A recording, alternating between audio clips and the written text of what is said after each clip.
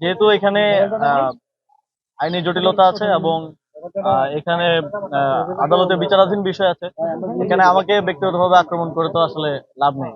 আদালতের যে আইনি লড়াই সেটা লড়তে হবে এবং যে জটিলতাগুলো আছে সেই সংক্রান্ত আমরা আইন মন্ত্রণালয়ের মতামত চেয়েছি। আইন মন্ত্রণালয় যেহেতু এক্ষেত্রে বিশেষজ্ঞ, তারা তাদের মতামতের নিয়ে কোনো মন্তব্য করা এখন সমীচীন হবে না। দেখা যাক শুনানিতে কি রায় আসে বা কি নির্দেশনা আসে। আর বিগত যে বিষয়টা নিয়ে আন্দোলন চলছে সেটার যে মামলা ছিল সেই মামলায় স্থানীয় সরকার বিভাগ পক্ষভুক্ত ছিল না এবং রায়ও স্থানীয় সরকার বিভাগের প্রতি কোনো নির্দেশনা ছিল না, এটা আপনারা জানেন। এবং যেহেতু নানা ধরনের আইনি জটিলতা তৈরি হয়েছে, ম্যাচ সংক্রান্ত জটিলতা তৈরি হয়েছে, এই জটিলতাগুলো নিরসনে আমরা আইন মন্ত্রণালয়ের মতামত চেয়েছি এবং আমরা জানতে পেরেছি যেহেতু একটা রিট পিটিশন হয়েছে, আমরা লিগেল নোটিশও পেয়েছি এবং ওই রিট পিটিশনের শুনানি হয়তো আজকে হওয়ার কথা।